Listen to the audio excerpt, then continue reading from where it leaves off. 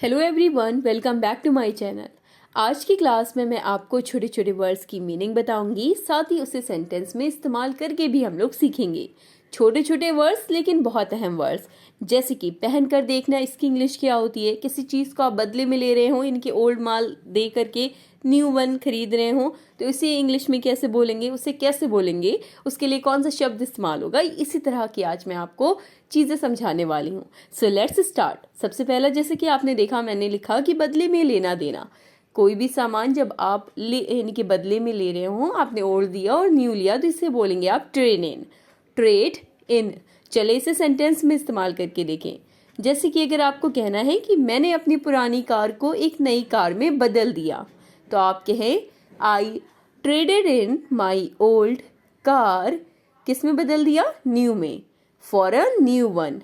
I traded in my old car for a new one. I traded in my old car for a new one. Okay, next है number 2, पहन कर देखना। पहन कर देखना इसकी इंग्लिश होती है ट्राई ऑन।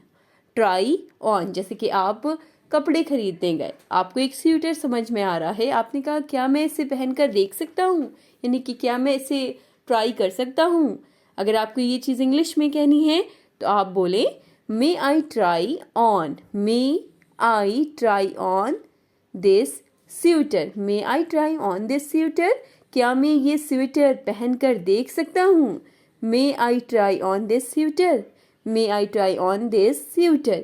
क्या मैं ये स्वेटर पहनकर देख सकता हूँ? तो पहनकर देखना यानी कि ट्राई ऑन।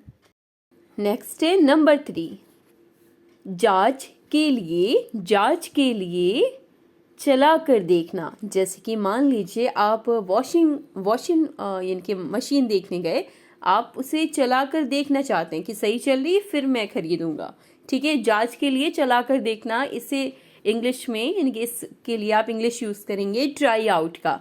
जैसे कि खरीदने से पहले आपको उस टीवी सेट को चलाकर देख लेना चाहिए। खरीदने से पहले आपको उस टीवी सेट को चलाकर देख लेना चाहिए। तो आप बोले You should try out that TV set before you finally buy it. Before you finally buy it. तो आपने देखा, जांच के लिए चलाकर देखने के लिए आप यूज कर रहे हैं ट्राई आउट वर्ड का। खरीदने से पहले आपको उस टीवी सेट को चलाकर देख लेना चाहिए। You should try out that TV set before you finally buy it. Before you finally buy it. अगला वर्ड है जब आप किसी के खिलाफ खड़े हो जाते हैं। किसी के खिलाफ खड़े हो जाना, इसके लिए आप यूज करेंगे टर्न अगेंस्ट वर्ड का। किसी के खिलाफ खड़े हो जाना यानी कि टर्न अगेंस्ट। चलें इस वर्ड को अब हम लोग सेंटेंस में इस्तेमाल करके देखेंगे। जैसे कि मैंने कहा कि उसके सब दोस्त उसके खिलाफ खड़े हो गए। उसके सब दोस्त उसके खिलाफ खड़े हो गए। तो मैं कहूंगी all his friends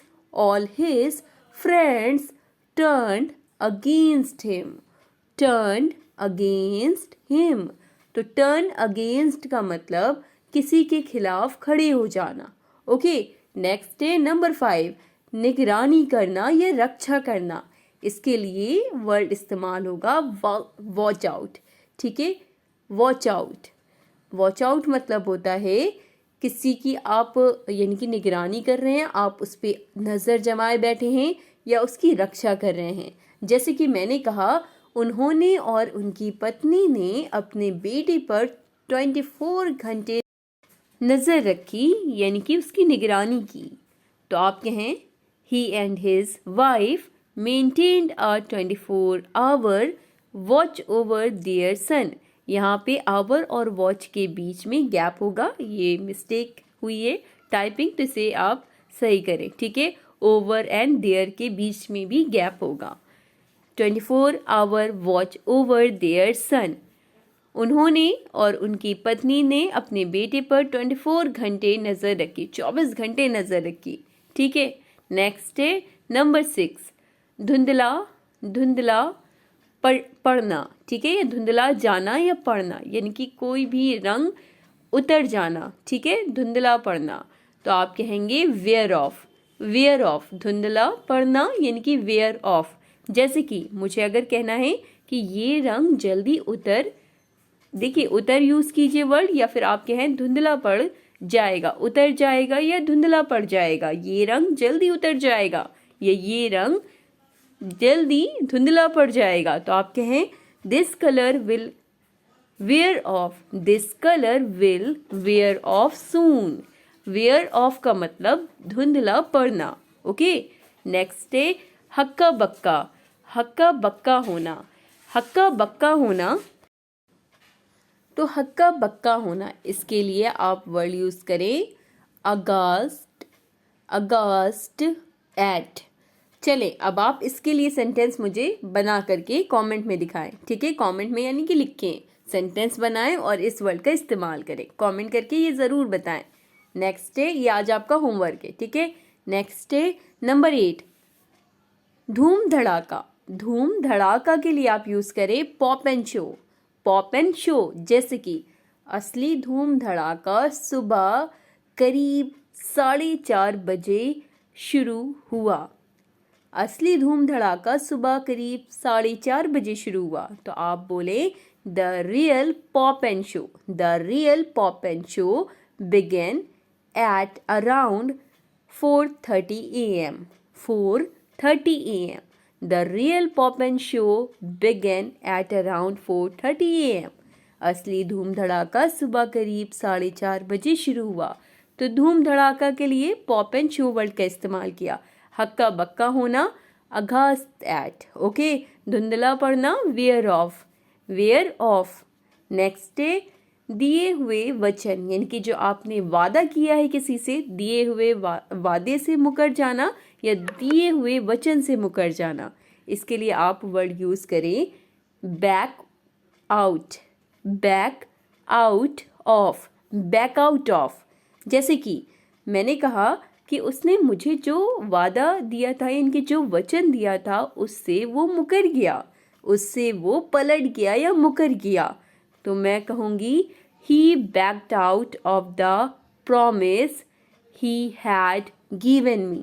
he had given me, उसने मुझे जो वचन दिया था उससे वो मुकर गया। He backed out of the promise he had given me. He had given me, यानी कि उसने जो मुझे दिया था। ठीक है, he had given me. Number 10 दुश्मनी। कहते नहीं कि दोनों भाइयों के बीच मन मुटाव है या दुश्मनी है। तो मन मुटाव या दुश्मनी, इसके लिए आप वर्ड इस्तेमाल करेंगे बैड ब्लड, बैड ब्लड। चलें अब इस वर्ड का इस्तेमाल मैं आपको सेंटेंस में करके दिखाती हूँ। जैसे कि मुझे अगर कहना है किसी से कि दोनों भाइयों के बीच मन मुटाव है, मन मुटाव है या दुश्मनी है, तो मैं कैसे बोलूँगी इंग्लिश में? मैं कहूँगी there is bad blood, there is bad blood between the two brothers, between the two brothers. There is bad blood between the two brothers, यानी कि दोनों भाइयों के बीच मन मुटाव है। तो आपने देखा बैड ब्लड का मतलब होता है दुश्मनी या मन मुटाव। There is a bad blood between the two brothers, दोनों भाइयों के बीच मन मुटाव है। ओके, नेक्स्ट है नंबर 10 आई थिंक मिस हुआ है, तो 11। ओके, बहुत ध्यान से सुनना। जब कोई भी व्यक्ति किसी की बात बहुत ध्यान से सुन रहा हो तो आप कहें be all years, be all years. जैसे कि जब मैंने कहानी सुनाना शुरू किया तो बच्चे सभी ध्यान से सुन रहे थे। जब मैंने कहानी सुनाना शुरू किया तो बच्चे सभी ध्यान से सुन रहे थे। The children were all ears as I began to tell the story. To tell the story. The children were all ears as I began to tell the story. जब मैंने कहानी सुनाना शुरू किया तो बच्चे सभी ध्यान से सुन रहे थे। नेक्स्ट है नंबर 12। अगर आपको जैसे कि कहना हो किसी से, अक्सर हम लोग कहते रहते हैं, जैसे कि मैंने कहा जिगरी दोस्त, ये दोनों तो जिगरी दोस्त हैं, या ये दोनों जो लड़ रहे हैं ये जिगरी दोस्त थे, पता नहीं क्या हुआ, ये तो जिगरी दोस्त थे। तो जिगरी दोस्त के लिए आप कहें बॉसम फ्रेंड, बॉसम फ्रेंड, ठीक है। जैसे कि रमेश और राकेश, रमेश और राकेश जिगरी दोस्त हैं।